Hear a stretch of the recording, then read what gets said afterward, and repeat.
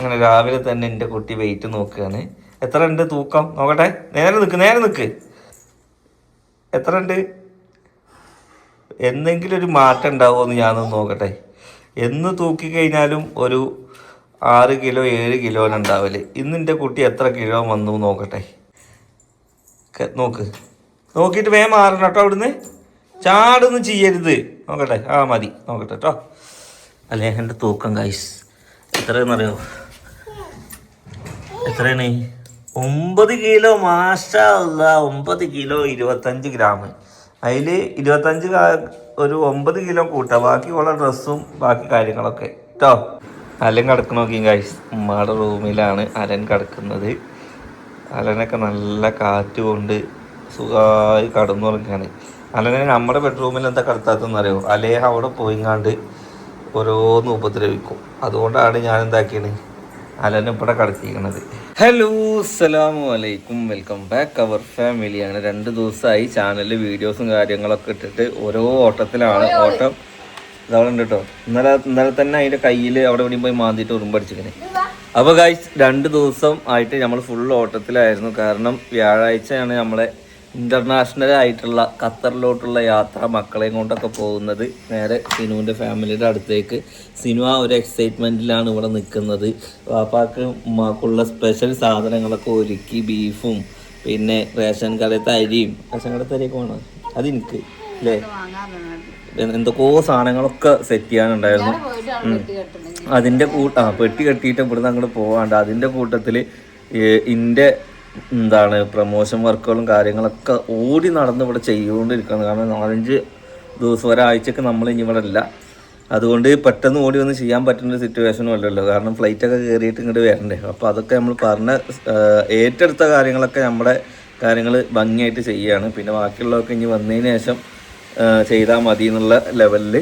അതുകൊണ്ട് 2 ദിവസം വീഡിയോസോ കാര്യങ്ങളോ ഒന്നും പോസ്റ്റ് ആക്കാൻ പറ്റിയില്ല. നമ്മളുടെ ഫാമിലിയുടെ ആദ്യത്തെ ഇൻ്റർനാഷണൽ ട്രിപ്പ്. ഞാനൊക്കെ കുറേ പോയിക്കണേ. എന്തായാലും ഇവരെ ഒരുമിച്ചിട്ട് കുറേ ദിവസമായി ദുബായി ഒക്കെ പോകണം. ദുബായി പോകണമെന്ന് നമ്മൾ ആഗ്രഹിച്ചതാണ്. ദുബായി പോകുമ്പോഴേക്കും ഓരോ സംഭവം വരുമ്പോൾ നമുക്ക് ഓരോ കുട്ടികൾ ഉണ്ടാവലുണ്ട്. അതുകൊണ്ട് നമ്മൾ ദുബായ് പോക്കൊക്കെ ഇങ്ങനെ നീണ്ട് കാരണം കഴിഞ്ഞ കൊല്ലത്തിന് അതായത് കല്യാണം കഴിഞ്ഞ ഫസ്റ്റ് കൊല്ലം തന്നെ നമുക്ക് ദുബായ്ക്കുള്ള എല്ലാ കാര്യങ്ങളും സെറ്റായതാണ്. അപ്പോഴാണ് അലേഹ ജനിച്ചത്. അതിനുശേഷം ദുബായ്ക്ക് സെറ്റ് ചെയ്തപ്പോഴാണ് അലൻ്റെ വിശേഷം വന്നത്. അങ്ങനെ ഓരോ വിശേഷത്തിൽ ഓരോ കുട്ടികൾ ഇങ്ങനെ വരികയാണ്. അതുകൊണ്ട് ദുബായ് ട്രിപ്പ് ഇങ്ങനെ ക്യാൻസൽ ആയിക്കൊണ്ട് ഇങ്ങനെ പോക്കാണ്. കാരണം ദുബായിൽ പോയി ട്രാവൽ ചെയ്ത് കാരണം ഒക്കെ ഇവൾക്കൊരു 7-ാം മാസം ആ ലെവലിലൊക്കെ ആകുമ്പോഴാണ് ഒക്കെ റെഡി ആവില്ലേ. ഓക്കെ, അപ്പോൾ എന്തായാലും ഇൻഷാ അല്ലാ അതൊക്കെ കഴിഞ്ഞ് ഇനി നമ്മളെന്തായാലും ദുബായ്ക്ക് പോവും. ഓക്കെ, അതെന്തായാലും നമുക്ക് പറിച്ചൊന്ന് തുണക്കുകയാണെന്നുണ്ടെങ്കിൽ അവിടെ കാണാൻ ഒരുമിച്ച് എല്ലാവർക്കും വിധി ഉണ്ടെന്നുണ്ടെങ്കിലും പോവും. അപ്പോൾ പറയും ദുബായ് അല്ല നൗഫല്ലേ, സൗദി അറേബ്യ പോയിട്ട് മക്കയും മദീനയാണ് കാണേണ്ടതെന്ന് പറയും. അതൊരിക്കലും നമ്മൾ കാണില്ല എന്ന് പറയും. നമ്മൾ ആദ്യം മുൻഗണന കൊടുക്കുന്നത് മക്കയും മദീന തന്നെയാണ് അല്ലേ. അതൊക്കെ എല്ലാവർക്കും അവിടെ ഒരുമിച്ച് പോകണമെന്നുണ്ടെങ്കിൽ അത് കുറച്ച് ഫണ്ടിൻ്റെ നല്ല അല്ലേ. എല്ലാവർക്കും ഒരുമിച്ച് പോകണമെന്നുണ്ടെങ്കിൽ അത്യാവശ്യം ഒരു ഫണ്ട് വരണം. അതെല്ലാവർക്കും ഒത്തു വരണം. അതിനൊരു സമയം വരണം. ആഗ്രഹം കൊണ്ട് നമുക്ക് എന്തും പറയാം. അതിൻ്റേതായ സമയത്ത് എല്ലാം നടക്കും ഇൻഷാ അല്ലാ. കുട്ടീനെ അതവ് പഠിപ്പിക്കാൻ ടൈമായി നിന്നു. ഈ എല്ലാ ഉമ്മമാരുടെയും എന്താണെന്നറിയോ, പ്രസവിക്കുന്നതിന് മുന്നേ ഓരെല്ലാം കരുതും. പക്ഷെ പ്രസവിച്ച് ഭൂമിയിലോട്ട് ഇറങ്ങിയിട്ട് ഈ പൊട്ടിത്തെറുപ്പ് കൊടുക്കുന്ന ടൈമായി കഴിഞ്ഞാൽ ഓരൊക്കെ മറക്കും. നിന്നോട് എന്തൊക്കെ പറഞ്ഞു? കുട്ടീനെ ഇംഗ്ലീഷ് പഠിപ്പിക്കും, കുട്ടീനെ അതവ് പഠിപ്പിക്കും, പിന്നെ കുട്ടീനെ നല്ല രീതിക്ക് മുടി കെട്ടിയിട്ട് ഒരു പെൺകുട്ടീനെ പോലെ നടത്തു. ഇതൊന്നും ഇവിടെ നടക്കുന്നില്ല. ഒക്കെ വർത്താനം മാത്രമേ ഉള്ളൂ. ഇതാ കിടക്കുന്നത് റോട്ടിൽ കൂടെ പകുതി ചെരുപ്പ് ഇട്ടിട്ട് മുടി തലയും തോത്താതെ 2-3 കുപ്പായം മാറ്റി ഇതാ നടക്കണം. അതവ് പഠിപ്പിക്കും, വൃത്തി പഠിപ്പിക്കും. ഇതൊക്കെ മക്കൾ ഇങ്ങനെ തന്നെയാണ്. ഇവര് ഒരു സ്ഥലത്ത് ഒതുങ്ങി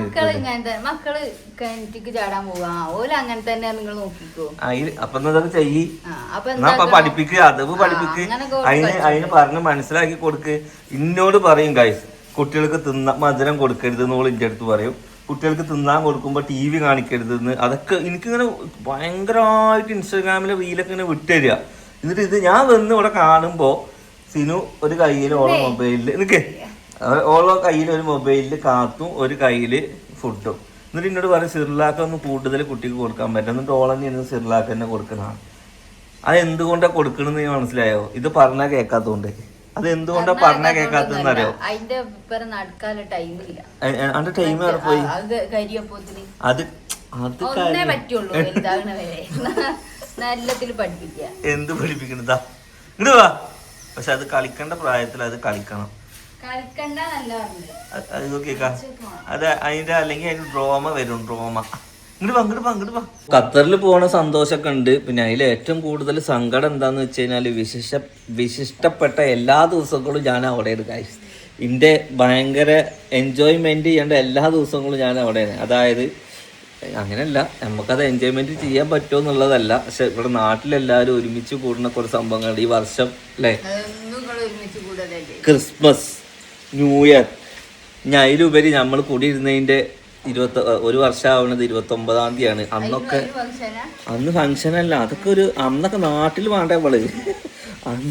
അന്ന് നമ്മൾ അവിടെ അല്ലേ, പക്ഷെ നമ്മൾ അവിടെ ന്യൂ ഇയർ പൊളിക്കും കഴിച്ചു അല്ലേ. ഇപ്രാവശ്യം എന്തായാലും ഇങ്ങനെ പോട്ടെ. ഓരോ പ്രാവശ്യം ഓരോ സ്ഥലത്ത് കൂടാൻ പറ്റട്ടെ. അങ്ങനെ ഇതൊന്നും വിചാരിക്കാത്താണ് ഖത്തറിലേക്ക് എത്തും എന്നുള്ളത്. അങ്ങനെ ആയിക്കൂലേ. ഈ കിച്ചണിലെ ഇതുവരെ ഉപയോഗിക്കാത്ത പാത്രങ്ങൾ ഞങ്ങൾക്കൊന്ന് കാണിച്ചു തരട്ടെ. ആ മുകളിൽ എഴുതി കഴിഞ്ഞാൽ മില്ലിമീറ്ററിൽ എഴുതി കഴിഞ്ഞ പാത്രങ്ങളൊന്നും ഇതുവരെ ഉപയോഗിച്ചിട്ടില്ല. എവിടെ ഏതിലും ഉപയോഗിച്ചിങ്ങനെ. പിന്നെ ഈ പേഴ്സൽ കളേഴ്സ് ആണെന്ന് പറഞ്ഞിട്ട് ഐക്കെ പോയിട്ട് എടുത്ത സാധനം ഒന്നിനും ഉപയോഗിച്ചിട്ടില്ല. ഇനി ഈ യെല്ലോ ഈ സാധനം ഉപയോഗിച്ചിട്ടില്ല. ആ ബ്ലാക്ക് ഉപയോഗിച്ചിട്ടില്ല. ഒരു വർഷമായിട്ടോ, ഒരു വർഷമാവാൻ പോവാണ്. ഇതിൽ ഈ സാധനങ്ങളൊന്നും ഉപയോഗിച്ചിട്ടില്ല. ഇനിതാ ഈ കുപ്പിയൊക്കെ ഇപ്പൊ ഓള് പറയാണ് എന്ത്, കഴിഞ്ഞ ആഴ്ച നമ്മൾ ഏതൊരു ഹോട്ടലിൽ പോയിട്ട് അതിൽ ഈ മിന്റിന്റെ ഇല ഇട്ടിക്കണേ. അപ്പോൾ എനിക്കത് ഭയങ്കര കൗതുകം. അപ്പോൾ ഞാൻ അവളോട് പറഞ്ഞേ, എടി നമുക്കിത് വാങ്ങിയാലോ, നല്ല രസം ഉണ്ടാകുന്ന പറഞ്ഞപ്പോൾ ഇതൊക്കെ നമ്മളെ പെരയിൽ 3 ഉണ്ട് ഇത്. പറയും പോലെ അതും അതിൻ്റെ കുട്ടിയുണ്ട്. ഇതാണ്ടോ, അതും അതിൻ്റെ കുട്ടിയുണ്ട് ഇവിടെ. ഇതൊക്കെ ഇതിൻ്റെ ഉള്ളിൽ തിരികെ വെച്ച് കഴിഞ്ഞാൽ എങ്ങനെയാണ് ഈ സാധനങ്ങളൊക്കെ നമുക്ക് കിട്ടുക? എന്ത് വലുതാവണ്? പൊട്ടിക്കൊച്ചിട്ടോ? അത് ശരിയാ. അപ്പൊ ഞാനാണ്ട് തട്ടി പോവാണ്. എനിക്കിത് ഉപയോഗിക്കാൻ പറ്റില്ലെങ്കിൽ ഇത് വലുതാവണ വെച്ചത് കാത്തുക്കും. നമ്മൾ ഈ സാധനം വാങ്ങണം ഉപയോഗിക്കാൻ വേണ്ടിയിട്ടാണ്. ഉപയോഗിച്ച് പൊട്ടിപ്പോവുകയാണെങ്കിൽ സങ്കടമല്ല. ഉപയോഗിക്കാത്തൊരു സാധനം പൊട്ടുകയാണെന്നുണ്ടെങ്കിൽ അത് നമ്മൾ ചെയ്യുന്ന മണ്ടത്തരാണ്.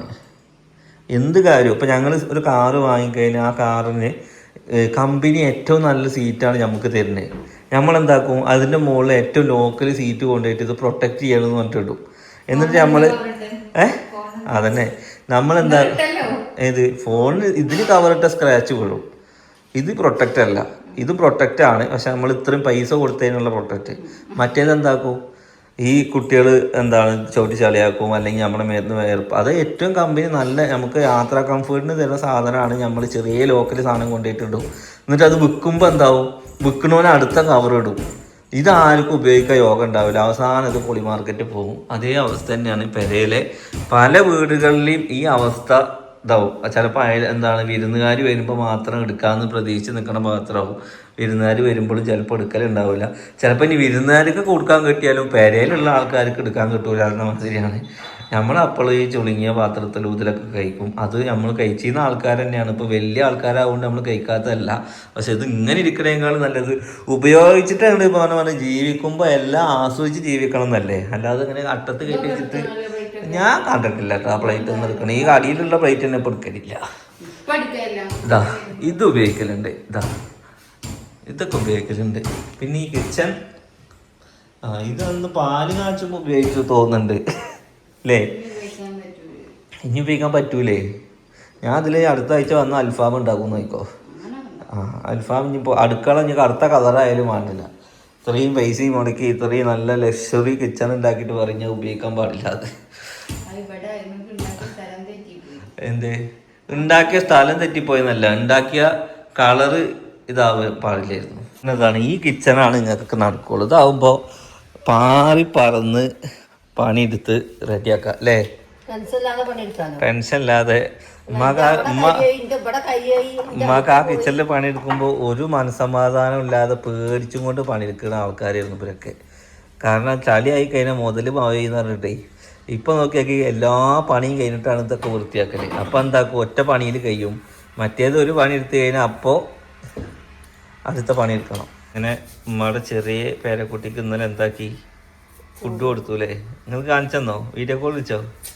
എന്തേ എന്നെ വിളിച്ചിരുന്നല്ലോ? വീഡിയോ കോളല്ല, ഫുഡ് കൊടുത്തു എന്ന് പറഞ്ഞിട്ട് വിളിച്ചിരുന്നു. അപ്പൊ കുട്ടികൾ അങ്ങനെ തന്നെ ആദ്യമായിട്ട് കഴിക്കല്ലേ, ഇതെന്താന്ന് അറിയണ്ടേ?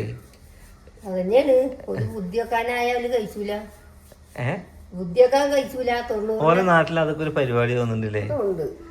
കാരണം ഞാൻ ചോറ് വെക്കണമെന്ന് മനസ്സിനോട് പറഞ്ഞു. കാരണം അലേക്കൊക്കെ ചോറ് കൊടുക്കണം ഇവര് പറഞ്ഞിരുന്നില്ല. വൈകുന്നേരം ആയപ്പോ ഇന്ന് കുട്ടിക്ക് ഭക്ഷണം കൊടുത്തിട്ടു എന്ന് പറഞ്ഞു. പക്ഷെ ഓലൊക്കെ അത് വിളിച്ചു പറഞ്ഞു ചോറ് കൊടുക്കുന്നത്. അപ്പൊ ഞാൻ വിചാരിച്ചു ഇതൊക്കെ ഒരു ഫംഗ്ഷനോ? ഹിന്ദുക്കളുടെ ഇതിൽ അങ്ങനത്തെ ആചാരമുണ്ട്. ആ ചോറൂണ് അങ്ങനത്തെ ഉണ്ട്. അപ്പൊ ഞാൻ വിചാരിച്ചു ഇതിപ്പോ ഇത്ര ഒരു സ്പെഷ്യൽ സംഭവമാണോ ചോറ് കൊടുക്കല്? അങ്ങനെ ഇന്നലെ കൊടുത്തുക്കണോ? നിങ്ങളെ നാട്ടില് ചോറ് കൊടുക്കലുണ്ടോ? പിന്നെ എന്താ കൊടുക്കല്? കാടിവെള്ളോ കുട്ടികൾക്ക്? ചോറ് കൊടുക്കല് കേട്ടോ. അല്ല എൻ്റെ കുട്ടിക്ക് പിരാന്താവല് തുടങ്ങി ഗായ്സ്. അല്ലാ പഠിച്ചോനെ ഗായ്സ്. അപ്പം എൻ്റെ വീട് ഞാൻ ഇനി റീനോവേഷൻ ചെയ്യാൻ വേണ്ടി പോവാണ്. മനസ്സിലായില്ല? ഈ വീട് റീനോവേഷൻ ചെയ്യാൻ വേണ്ടി പോവാ. അങ്ങനത്തെ റിനോവേഷൻ അല്ല, ഇതിൽ കുറച്ച് മാറ്റങ്ങൾ എനിക്ക് വരുത്താണ്ട്. അതായത് ഇതിന് ഒരു കൊല്ലം കഴിഞ്ഞപ്പോഴാണ് ഇതിൽ എന്തൊക്കെ പോരായ്മകൾ ഉണ്ടെന്ന് മനസ്സിലായത്. മെയിൻ പോരായ്മ എന്താന്ന് വെച്ച് കഴിഞ്ഞാൽ രണ്ടാളെ പുറത്ത് മാറ്റണം റിനോവേഷൻ വർക്കില്. ഏത് പൂച്ച എന്താ ഉമ്മാടെ ജനലിന്റെ ഉള്ളിൽ കൂടെ ഞാൻ അടുക്കളയിൽ വന്ന് ഈ സാധനം തൊള്ളടുക. എന്നിട്ടാ ഞാൻ അലം കരയെന്ന് വിചാരിച്ചെന്നെ. ഈ നടുമുറ്റത്തിൽ വന്ന് ഈ നടുമുറ്റത്തിൽ വന്നിരുന്നിട്ട് ഊഞ്ഞാലാടി അലനെ കൊണ്ട് പിന്നെ നോക്കുമ്പോ താഴത്തൊരു സാധനം ഇങ്ങനെ തൊള്ളടുന്നേ. അതെങ്ങനെ അതിന് കേറുന്നു?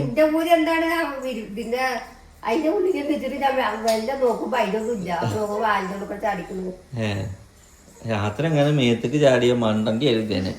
അപ്പൊ ഗൈസ് എന്തൊക്കെയാണ് നമുക്ക് പാൾട്ടുകൾ പറ്റിയിട്ടുള്ള എന്തൊക്കെയാന്ന് വെച്ച് കഴിഞ്ഞാല് നടുമുറ്റത്തില് നമ്മൾ നാച്ചുറൽ ചെടി 2-3 വട്ടം ട്രൈ ചെയ്ത് നോക്കിയത് 2 വട്ടം ഫെയിലാണ്. അപ്പോൾ മനസ്സിലായത് എന്താണെന്ന് വെച്ച് കഴിഞ്ഞാൽ ഉള്ളിൽ നാച്ചുറൽ ചെടി വെക്കണതിന് എന്താണ് പരിമിതികളുണ്ട്. അതുകൊണ്ട് നമ്മൾ ഉള്ളിലത്തെ നാച്ചുറൽ ചെടിയൊക്കെ നമ്മൾ ആർട്ടിഫിഷ്യലിലോട്ട് മാറ്റുകയാണ്. കാരണം ഇനി ഇത് വീട് വെക്കുന്ന ആൾക്കാർക്ക് പറയാൻ വേണ്ടിയിട്ടാണ്. ഞങ്ങൾ വെക്കുന്ന ആൾക്കാരാണെന്നുണ്ടെങ്കിൽ അത്രയും സ്പേസിൽ നിങ്ങൾ എന്താക്കണം, മുകളിൽ ഹോളും അതിന് വരുന്ന സൂര്യപ്രകാശവും കാര്യങ്ങളും വെള്ളവും കാര്യങ്ങളും ഒക്കെ സെറ്റ് ചെയ്തിട്ട് ചെയ്യുകയാണെങ്കിൽ ചിലപ്പോൾ ഉണ്ടാവാൻ മതിയാവാം. നമുക്ക് അതിനായിട്ടുള്ള സ്പേസില്ല. ചെറിയൊരു ഹോള്, ഒരു ടയറിൻ്റെ വട്ടത്തിലുള്ള ഹോളാണ് മുകളിൽ നിന്ന് വരുന്നത്. ഓക്കെ, ചിലപ്പോൾ അതുകൊണ്ടൊക്കെ ആവാം നമ്മുടെ 2 ചെടികളും ഫ്ലോപ്പ് ആയത്. വെള്ളം കിട്ടാത്ത പ്രശ്നം ഉണ്ടാവുന്നില്ല അല്ലേ? വെള്ളമൊക്കെ അതിന് നന്നായി. തെങ്ങും തൈയും കുരുമുളകിന്റെ വള്ളി. ഓക്കെ, അപ്പൊ എന്തായാലും അങ്ങനത്തെ കാര്യങ്ങളൊക്കെ നമ്മൾ ശ്രദ്ധിക്കുന്നുണ്ട്. പിന്നെ മുകളിലത്തെ എന്ത് തെങ്ങ്, എന്നിട്ട് അതിന് തേങ്ങ വീഴുമ്പോ ടൈൽസ് ഇങ്ങനെ പൊട്ടണം. തേങ്ങമ്മ വാല എന്ത് ഇത്ര ഇടങ്ങേറ് എന്തിനാ പെരയുടെ ഉള്ളില്? അല്ല പ്ലാസ്റ്റിക്കിന്റെ അത് വെച്ചാൽ മതി. ഇത് വളരൊന്നും പൊയിഞ്ഞു പോകുന്നുള്ള പേടിയില്ലല്ലോ, ഉണങ്ങി പോകുന്നുള്ളതും. കുറച്ച് പൗര് കുറയും, എന്നാലും കാണാൻ രസം ഉണ്ടാവും. ആർട്ടിഫിഷ്യൽ ആക്കാൻ വേണ്ടി പോവാണ്. അപ്പൊ എനിക്ക് പറയാനുള്ളത്, ഈ വീഡിയോസ് കാണുന്ന ആരെങ്കിലും ആർട്ടിഫിഷ്യലിന്റെ പരിപാടി ഉണ്ടെന്നുണ്ടെങ്കിൽ ഏറ്റവും വലിയ തൈ നിങ്ങളുടെ ഷോപ്പിലുണ്ടെങ്കിൽ നമ്മളൊന്ന് ബന്ധപ്പെടുക. ഏകദേശം ഒരു 9 അടി 7 ഫീറ്റ് പറഞ്ഞ ഒരു 1.5 ഫീറ്റ് നമ്മൾ ഉള്ളിൽ പോകും. അതായത് നമ്മൾ ഉദ്ദേശിച്ചത് എന്താണെന്ന് വെച്ച് കഴിഞ്ഞാൽ ഒരു 9 ഫീറ്റ് ഒരു നല്ല തട്ട് പോലത്തെ ഉള്ള ആർട്ടിഫിഷ്യൽ ചെടി ഉള്ള കടകളുണ്ടെങ്കിൽ നമ്മളൊന്ന് ബന്ധപ്പെടുക. ജീൻസ് പാൻറ്റും കുപ്പായൊക്കെ ഇട്ട് കസാലിലേക്ക് ഒറ്റക്ക് കയറി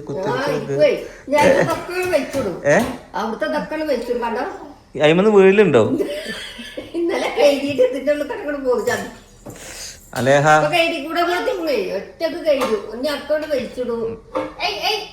എന്താ ഇതിനൊക്കെ ചെയ്യാ?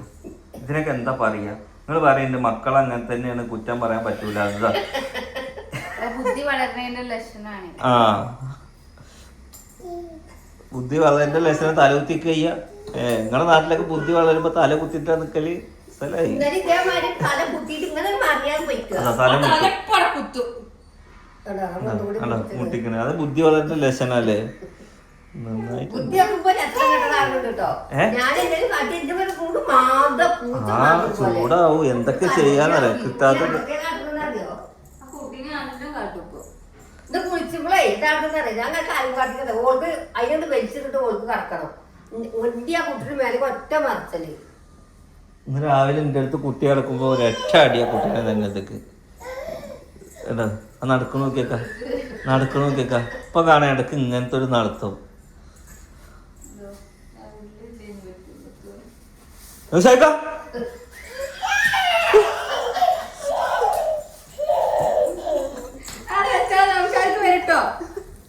ഇത്രേ ഉള്ളൂ ഇതിന് ഇത്രേ ഉള്ളൂ ആട്ടോ ഇപ്പൊ എത്ര വട്ടത്തിൽ എത്തി നിമിഷാക്കാനും പേടി ഗൈസ്.